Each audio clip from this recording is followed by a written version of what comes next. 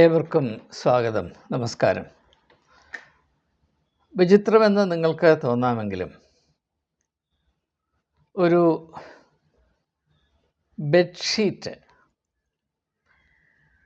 നിങ്ങളെ പരിചയപ്പെടുത്തുന്നതാണ് എൻ്റെ പ്രാഥമികമായ ലക്ഷ്യം.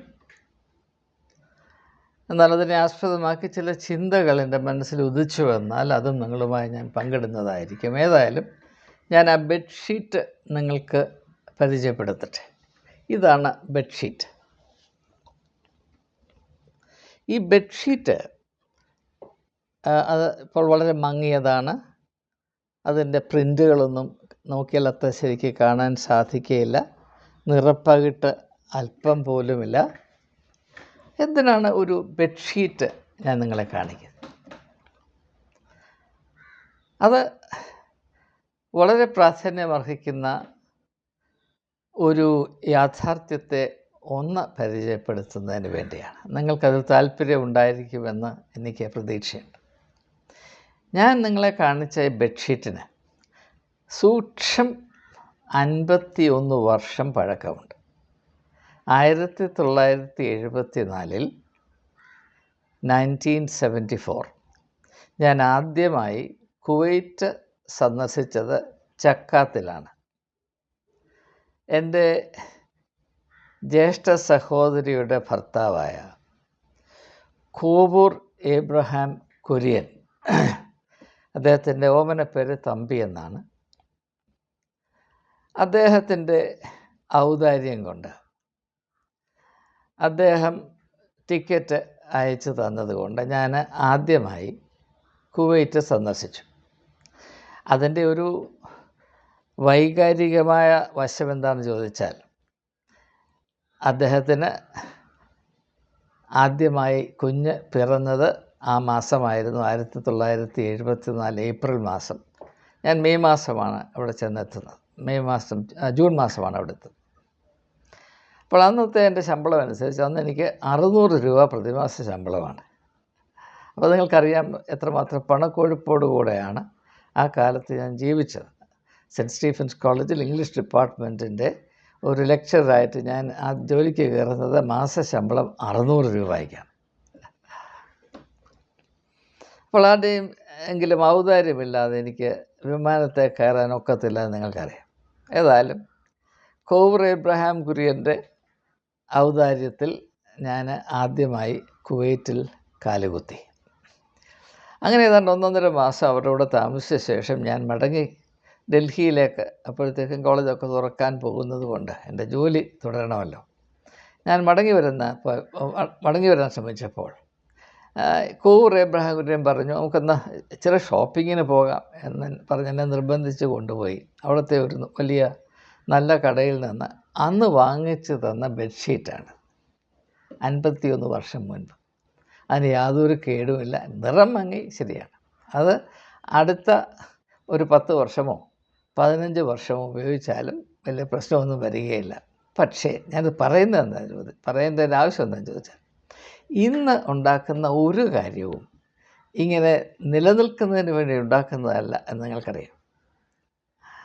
ഈ അടുത്ത കാലങ്ങളിലായി, പ്രത്യേകിച്ച് കഴിഞ്ഞ ഒരു 30 വർഷങ്ങളിലായി, മനുഷ്യൻ്റെ കാഴ്ചപ്പാടിൽ വളരെ പ്രത്യേകമായ, വളരെ അപകടം നിറഞ്ഞ, വളരെ പാപ്പരത്വം തിങ്ങി നിൽക്കുന്ന ഒരു മാറ്റം വന്നിട്ടുണ്ട്. അതെന്താണ്?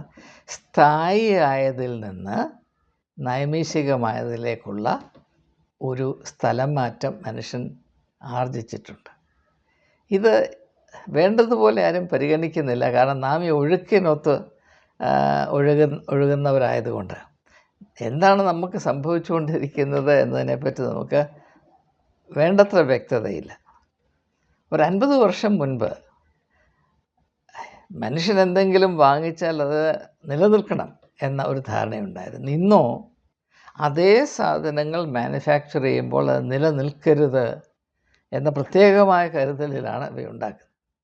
എൻ്റെ ഒരു അനുഭവം പറഞ്ഞാൽ, ഒരു 11 വർഷം മുൻപ് 11 വർഷം മുൻപ് ഞാനൊരു വാഷിംഗ് മെഷീൻ വാങ്ങിച്ചു. സാംസങ് വാഷിംഗ് മെഷീൻ വാങ്ങിച്ചു. ഇച്ചിരി വിലയേറിയതാണ്. ഞാൻ വിചാരിച്ചു ദീർഘനാൾ നിൽക്കുമല്ലോ എന്ന പ്രതീക്ഷയിൽ അല്പം വിലയേറിയത് വാങ്ങിച്ചു. സൂക്ഷ്മം 5 വർഷം കഴിഞ്ഞപ്പോൾ അതിന് സോക്കേട് തുടങ്ങി. അപ്പോൾ ഞാൻ അവിടെ കമ്പനി സർവീസിങ് സെൻറ്ററിൽ കോൺടാക്ട് ചെയ്തു. ഉടനെ ആൾ വന്നു, നോക്കിയിട്ട് പറഞ്ഞു ഇതിൻ്റെ ഒരു പാർട്ട് കേടായിപ്പോയി. അപ്പോൾ ഞാൻ പറഞ്ഞു ആ പാർട്ടൊന്ന് മാറ്റി തരാമോ? പറഞ്ഞു ഇല്ല, ആ പാർട്ട് മാനുഫാക്ചർ ചെയ്യുന്നില്ല ഇപ്പോൾ. അപ്പോൾ എന്താണെന്ന് ചോദിച്ചപ്പോൾ പറഞ്ഞു അത് ഞങ്ങളുടെ മാർക്കറ്റിംഗ് സ്ട്രാറ്റജിയാണ്.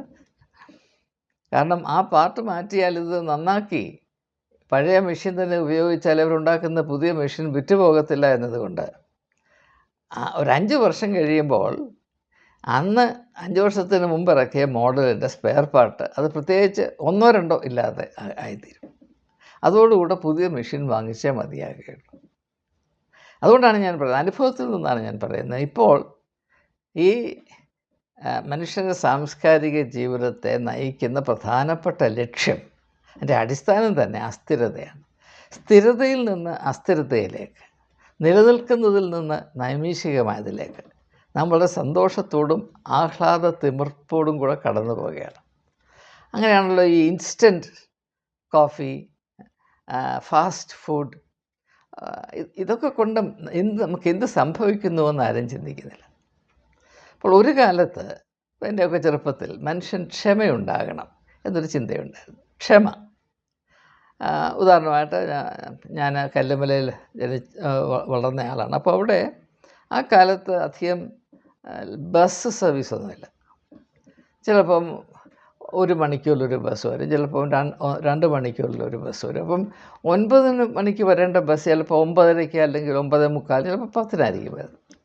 ആർക്കും അതിനെപ്പറ്റി ഒരു വലിയ വിമിഷ്ടം ഞാനും അനുഭവിച്ചിട്ടില്ല, മറ്റാരും അനുഭവിച്ചിട്ടായിരിക്കും അറിയില്ല. എന്നാൽ ഇപ്പോൾ നമ്മൾ കാത്തു നിൽക്കുന്ന ഒരു ബസ്, ഇപ്പോൾ ആരും ബസ്സിന് വേണ്ടി കാത്തു നിൽക്കുന്നില്ല, എന്നെപ്പോലുള്ള ചെറിയ ആളുകളല്ലാതെ. അല്ലെങ്കിൽ ഒരു ട്രെയിന് വേണ്ടി കാത്തിരിക്കുമ്പോൾ 10-ന് വരേണ്ട ട്രെയിൻ 10:05 ആകുമ്പോൾ നമുക്ക് ശ്വാസമുട്ടൽ തുടങ്ങും. ഡൽഹിയിലെ എയർപോർട്ടിൽ ഒരു ഡൽഹി ടു കൽക്കട്ട ഫ്ലൈറ്റ്. അപ്പോൾ അത് ഏതോ ടെക്നിക്കലായിട്ടുള്ള കാരണം കൊണ്ട് ആ ഫ്ലൈറ്റ് 2 മണിക്കൂർ ലേറ്റായിപ്പോയി. അത് ഉച്ചയോടടുത്ത് നിന്നുകൊണ്ട് എയർലൈൻസ് അവിടെ ഇരുന്ന ആളുകൾക്ക് ഉച്ചഭക്ഷണം ഒരുക്കി. അപ്പോൾ അതിലൊരു പാസഞ്ചർ അദ്ദേഹത്തിൻ്റെ രോഷം കാണിക്കുന്നതിന് വേണ്ടി ഈ ഭക്ഷണം എടുത്ത് ഒരൊറ്റ ഏറ് കൊടുത്തു. അപ്പോൾ ഇതാണ് നമ്മുടെ അവസ്ഥ. ഇതെന്തുകൊണ്ട് ഇങ്ങനെ സംഭവിക്കുന്നു എന്ന് നാം മനസ്സിലാക്കുന്നില്ല. ഈ സംസ്കാരത്തിൽ നാം വളരുമ്പോൾ നമുക്ക് ക്ഷമ വളർത്തിയെടുക്കണം, ഡെവലപ്പ് ചെയ്തെടുക്കണം, ക്ഷമയിൽ നാം മുതിർന്നു വരണം എന്നാരെങ്കിലും പറഞ്ഞാൽ അത് മണ്ടത്തരമാണെന്ന് ആളുകൾ വിചാരിക്കും. പഴഞ്ചരക്കാണ് എന്ന് പറഞ്ഞ് കളിയാക്കാനേ സാധ്യതയുള്ളൂ. പക്ഷെ ഒരു കാര്യം ജീവിതത്തിൽ നിന്ന് ഞാൻ പഠിച്ചിട്ടുള്ളത്, എന്നെ കേൾക്കുന്ന സഹോദരങ്ങളെ, മനുഷ്യൻ്റെ വളർച്ചയുടെ അടിത്തറയിൽ നാം നോക്കിയാൽ അവിടെ ക്ഷമ എന്ന് പറയുന്ന ഒരു വലിയ സമ്പത്ത് ഇരിക്കുന്നത് കാണാം. ക്ഷമയുണ്ടെങ്കിൽ മാത്രമേ നമുക്ക് മുന്നോട്ട് പോകാൻ സാധ്യമാകുകയുള്ളൂ. ഈ സമയത്ത് പ്രത്യേകിച്ച് ഈ യൂട്യൂബ് സംഗമത്തിൽ എന്നോട് സഹകരിക്കുന്ന ആളുകളോട് വളരെ വിനീതമായി എനിക്ക് പറയാനുള്ളത്, നമ്മുടെ ഇടയിൽ ഇപ്പോൾ സ്ഥിതി ചെയ്യുന്ന ചിന്തയില്ലേ, അതായത് സാമൂഹ്യ മാധ്യമങ്ങൾ, അതിൽ ഒരു വീഡിയോയുടെ ദൈർഘ്യം കൂടിപ്പോയാൽ 5 മിനിറ്റ് അല്ലെങ്കിൽ 7 മിനിറ്റ്. പലരും എന്നെ ഉപദേശിക്കുന്നുണ്ട്. ഞാൻ എന്തുകൊണ്ടാണ് ഉപദേശം സ്വീകരിക്കുന്നില്ല എന്ന് ചോദിച്ചാൽ, എനിക്ക് ആ ഉപദേശത്തിൻ്റെ പിറകിൽ വർത്തിക്കുന്ന മനോഭാവത്തെ മനസ്സിലാക്കാൻ സാധിക്കും. നമുക്ക് സമയമില്ലാഞ്ഞിട്ടല്ല ആശയഗാംഭീര്യമുള്ള വീഡിയോകൾ കാണുവാൻ നമുക്ക് മനസ്സില്ലാത്തത്. നമ്മുടെ അവസ്ഥ എന്താണെന്ന് ചോദിച്ചാൽ സമയമില്ല എന്നുള്ളതല്ല, നമുക്ക് ക്ഷമയില്ല എന്നുള്ളതാണ്. മാത്രവുമല്ല, ക്ഷമയില്ല എന്ന് പൊതുവായി നടിക്കുന്നത് ഒരു സാംസ്കാരികമായ സ്റ്റൈലാണ്. അതിലൊരു വലിയ ഗുമ്മുണ്ട് എന്ന ഒരു ധാരണയുമുണ്ട്. ആജീവനാന്തം ഒരു വിദ്യാർത്ഥിയായി കഴിഞ്ഞ എനിക്ക് എൻ്റെ ജീവിത സത്യത്തെ ഊന്നി നിന്നുകൊണ്ട് ഏവരോടും പറയാനുള്ളത്, നമുക്ക് ക്ഷമയില്ലെങ്കിൽ നാം വളരുകയില്ല. ഉദാഹരണമായിട്ട്, നമുക്ക് ക്ഷമയില്ലെങ്കിൽ നമുക്ക് അനായാസമായി വായിക്കാവുന്ന പുസ്തകങ്ങൾ മാത്രമേ നാം വായിക്കുകയുള്ളൂ. വായിച്ചാൽ തന്നെ വായനാശീലം വളരെ കുറഞ്ഞിട്ടുണ്ടെന്ന് നമുക്കറിയാം, അത് മറ്റൊരു വിഷയമാണ്. പക്ഷേ വായിക്കുന്നവരെ പറ്റി ഞാൻ ശ്രദ്ധിക്കുമ്പോൾ അതിൽ ബഹുഭൂരിപക്ഷം ആളുകളും ഏറ്റവും അനായാസമായി വായിക്കാവുന്ന പുസ്തകങ്ങൾ ഏതാണ് എന്നാണ് അന്വേഷിച്ച് നടക്കുന്നത്. ഞാൻ അഹങ്കാരമായി പറയുന്നു എന്ന് നിങ്ങൾ വിചാരിക്കരുത്. ഞാൻ അല്പം വ്യത്യാസമാണ്. ഏറ്റവും കട്ടിയേറിയ പുസ്തകങ്ങൾ ഏതാണ് എന്ന് നോക്കി ഞാൻ വായിക്കും. അത് എളുപ്പമല്ല. ഒരു പക്ഷേ ഒരു പുസ്തകം വായിച്ചു തീർക്കണമെങ്കിൽ 10 ദിവസം 20 ദിവസമൊക്കെ എടുത്തെന്നിരിക്കും. പക്ഷേ അങ്ങനെ എൻ്റെ ബുദ്ധിയെ വെല്ലുവിളിക്കുന്ന പുസ്തകങ്ങൾ വളരെ ക്ഷമയോടുകൂടെ ബഹുമാന പുരസ്സരം വായിച്ച് ധ്യാനിച്ച് ഉള്ളിൽ സംഗ്രഹിച്ച് മുൻപോട്ട് പോയാൽ മാത്രമേ ബൗദ്ധികമായി എനിക്ക് വളരുവാൻ സാധിക്കുകയുള്ളൂ എന്നത് വളരെ അടിസ്ഥാനപരമായ ഒരു സത്യമാണ്. അതുകൊണ്ട് ദയവായി ഞങ്ങൾ അക്ഷമരാണ് എന്നതിൽ ആരും അഭിമാനിക്കരുത് എന്ന ഒരപേക്ഷ എനിക്കുണ്ട്. നാം ക്ഷമയിൽ വളരുവാൻ കൂട്ടാക്കണം. എനിക്ക് 2 മക്കളുണ്ട്, 2 പെൺമക്കൾ. ഞാനവരെ വളർത്തിയപ്പോൾ ആ കാലഘട്ടത്തിൽ അത് പരിചയമുള്ള ഏവരും ഇത് സത്യമാണ് എന്ന് സാക്ഷീകരിക്കും. ഞാനവരെ വളർത്തിയപ്പോൾ അവരുടെ സ്വഭാവ രൂപീകരണത്തിൽ ഏറ്റവും പ്രാധാന്യം കൽപ്പിച്ച് ഞാൻ വളർത്തിയെടുക്കാൻ ശ്രമിച്ചത് ക്ഷമയാണ്. പലരെയും അത് അത്ഭുതപ്പെടുത്തിയിട്ടുണ്ട്. ഞാൻ എൻ്റെ മക്കളുമായി വളരെ ബുദ്ധിരാക്ഷസന്മാരായ ആളുകൾ വിദേശ യൂണിവേഴ്സിറ്റിയിൽ നിന്നൊക്കെ, കേംബ്രിഡ്ജിൽ നിന്നും ഓക്സ്ഫോർഡിൽ നിന്നും അമേരിക്കൻ യൂണിവേഴ്സിറ്റീസിൽ നിന്നൊക്കെ വന്ന് കോളേജിൽ ലെക്ചേഴ്സ് നടത്തുമ്പോൾ 4 വയസ്സ് 5 വയസ്സ് 6 വയസ്സുള്ള എൻ്റെ മക്കളുമായി ഞാൻ അവിടെ പോയിരുന്നിട്ടുണ്ട്. അവർ 1 മണിക്കൂർ 1.5 മണിക്കൂർ യാതൊരു പ്രയാസവുമില്ലാതെ അവിടെ ഇരുന്ന് ആശയങ്ങളൊക്കൊന്നും മനസ്സിലാക്കി കാണുകയില്ല. പക്ഷേ അത് ശ്രദ്ധിച്ച് അവിടെ ഇരിക്കുന്നത് കണ്ട് പലരും എന്നോട് ചോദിച്ചിട്ടുണ്ട്, ഈ അത്ഭുതം എങ്ങനെയാണ് സംഭവിക്കുന്നത് ചോദിച്ചിട്ടുണ്ട്. അത് മാതാപിതാക്കന്മാർക്ക് തങ്ങളുടെ മക്കൾക്ക് നൽകാവുന്ന ഒരു നന്മയാണ്. അതാണ് യഥാർത്ഥത്തിലുള്ള ബലം വലിയ ബലമാണത്. എനിക്ക് ക്ഷമയില്ല, ഞാൻ ക്ഷിപ്രകോപിയാണ്, പെട്ടെന്ന് തന്നില്ല ഞാൻ പാത്രമെടുത്ത് എറിയും എന്ന് പറയുന്ന ബലഹീനനാണ്, അല്പനാണ്, ബാലിശമായൊരു അവസ്ഥയാണത്. അതുകൊണ്ട് ആശയഗാംഭീര്യമുള്ള പുസ്തകങ്ങളാകട്ടെ, വീഡിയോകളാകട്ടെ, പ്രസംഗങ്ങളാകട്ടെ, അവയോട് നിങ്ങൾക്ക് ബന്ധമുണ്ടാകണമെങ്കിൽ നിങ്ങൾക്ക് ക്ഷമയുണ്ടായിരിക്കണം. നിങ്ങളുടെ ക്ഷമയെ വെല്ലുവിളിക്കുന്ന പുസ്തകങ്ങളും വീഡിയോകളും നിങ്ങൾ പ്രത്യേകമായി കാണണം. എനിക്കിപ്പോൾ കൊച്ചു മക്കളാണ്, ഗ്രാൻഡ് ചിൽഡ്രനാണ്. ഞാൻ അവരെയും ഇതിൽ പരിശീലിപ്പിക്കാൻ ഇപ്പോൾ ശ്രമിക്കുന്നുണ്ട്. എൻ്റെ ഒരു കൊച്ചുമകൾക്ക് ഇപ്പോൾ 10 വയസ്സാണ് പ്രായം. ഏതാണ്ട് 5 ആഴ്ച എൻ്റെ കൂടെ ഉണ്ടായിരുന്നു. ഇപ്പോൾ തിരിച്ച് ഭവനത്തിലേക്ക് പോയി. ഈ 5 ആഴ്ചയിൽ ആദ്യത്തെ 3 ആഴ്ച, ആദ്യത്തെ ഒരാഴ്ച ഗ്രീക്ക് ഫിലോസഫറായ സെനോഫോൺ എഴുതിയ കൈറോപീഡിയ എന്ന പുസ്തകം, അതായത് education of the Persian king Cyrus. അത് സാധാരണ ആളുകൾ വായിക്കുന്ന പുസ്തകമല്ല. അത് ഏതാണ്ട് ഒരു ആഴ്ച 10 ദിവസം കൊണ്ട് വായിച്ചത്. ബാക്കിയുള്ള സമയം മുഴുവനും ഫ്രഞ്ച് സാഹിത്യത്തിലെ അതികായനായ ഡോസ്റ്റോവസ്കിയുടെ ക്രൈം ആൻഡ് പനിഷ്മെൻ്റ് എന്ന പുസ്തകമാണ് ഞങ്ങൾ ഒരുമിച്ച് വായിച്ചത്.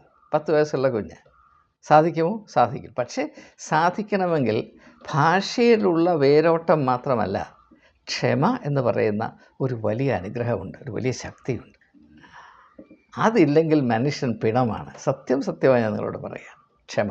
ഞാൻ പറഞ്ഞു വന്നത്, ഈ പഴയ ബെഡ്ഷീറ്റിൽ നിന്ന് ഞാനിവിടെ എത്തിയതിൻ്റെ കാര്യം, നാം ഇപ്പോൾ ഉൾപ്പെട്ടിരിക്കുന്ന സംസ്കാരം ക്ഷമ വളർത്തിയെടുക്കുന്നതിൽ നമ്മെ അല്പം പോലും സഹായിക്കുന്നില്ല എന്ന് മാത്രമല്ല, ക്ഷമ ഇല്ലാതിരിക്കുന്നതാണ് നല്ലത് എന്ന വലിയൊരു ഭ്രാന്ത് നമ്മളിൽ വളർത്താൻ സഹായിക്കുന്നു. ഇത് നമുക്കൊരു ഗുണവും ചെയ്യുന്നതല്ല. ഇപ്പം ദൈവത്തെപ്പറ്റി നാം പറയുന്നത് അവൻ ദീർഘക്ഷമയുള്ളവനാണെന്ന് പറയുന്നില്ലേ? ക്രിസ്ത്യാനിക്ക് വളരെ വളരെ സന്തോഷമുള്ള ഒരു സ്റ്റേറ്റ്മെൻറ്റാണ്, ദൈവം ദീർഘക്ഷമയുള്ളവനാണ്. എന്നാൽ ക്രിസ്ത്യാനിക്ക് ക്ഷമ വേണ്ടേ? ദൈവത്തിൽ നിന്ന് ദീർഘക്ഷമ പ്രതീക്ഷിക്കുന്ന ക്രിസ്ത്യാനി സ്വന്തമായിട്ട് അല്പം ക്ഷമ കൂടെ വളർത്തിയെടുക്കാൻ ശ്രമിക്കണ്ടേ?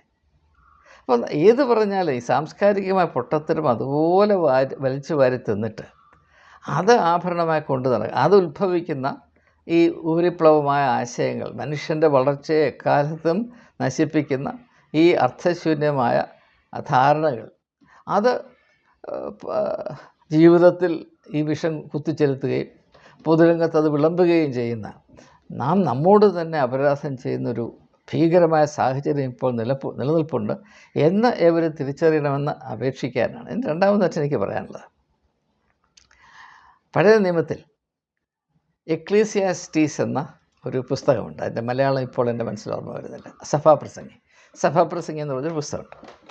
അതിൻ്റെ 11-ാം അധ്യായത്തിൻ്റെ ആദ്യത്തെ വാക്യം അതിപ്രകാരമാണ്: നിൻ്റെ അപ്പത്തെ വെള്ളത്തിന്മേൽ എറിഞ്ഞു കളക, ഏറിയ നാൾ കഴിഞ്ഞ് അത് മടങ്ങി വരും. നിൻ്റെ അപ്പത്തെ വെള്ളത്തിന്മേൽ എറിഞ്ഞു കളക, ഏറിയ നാൾ കഴിഞ്ഞ് അത് മടങ്ങി വരും. ഇത് നിങ്ങൾ വിശ്വസിക്കുന്നുണ്ടോ? ഇത് ശരിയാണോ? ഇതിലെന്തെങ്കിലും അനുഭവ സത്യമുണ്ടോ? ഐതിഹാസികമായ മർമ്മമുണ്ടോ? ഉണ്ട്.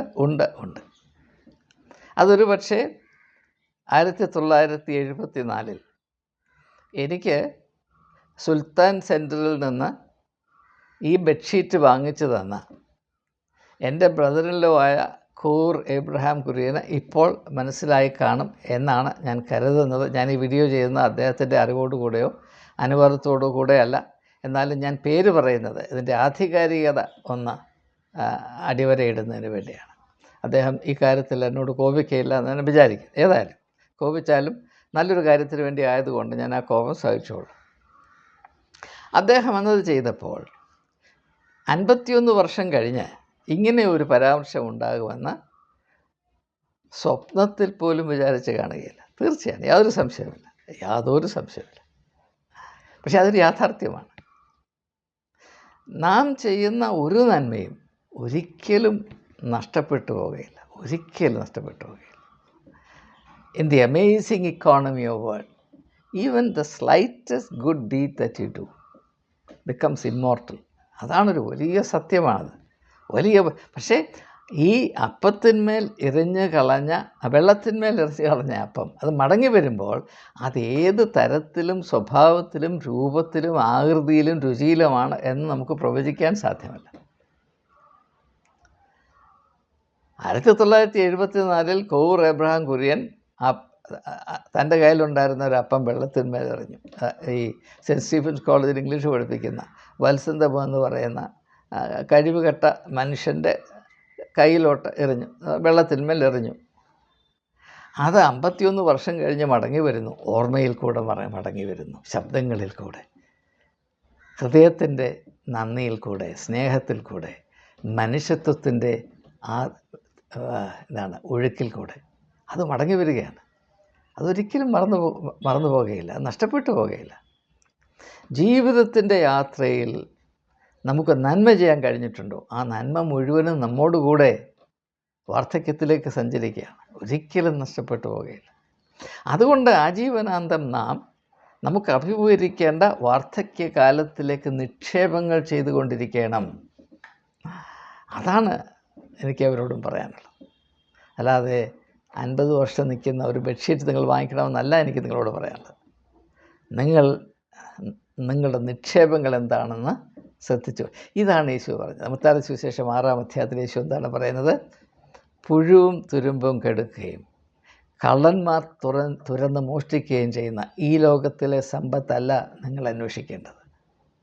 ഇവയ്ക്കൊക്കെ അതീതമായ സ്ഥിതി ചെയ്യുന്ന സമ്പത്ത്, എക്കാലത്ത് നിലനിൽക്കുന്ന സമ്പത്ത്, വെള്ളത്തിന്മേൽ എറിയുന്ന അപ്പങ്ങൾ, അത് തീർച്ചയായും മടങ്ങി വരും എന്ന വിശ്വാസത്തിൽ നിങ്ങളുടെ വാർദ്ധക്യകാലത്തെ മുൻകരുതി നിങ്ങൾ നിക്ഷേപങ്ങൾ ചെയ്തുകൊണ്ടേയിരിപ്പീൻ.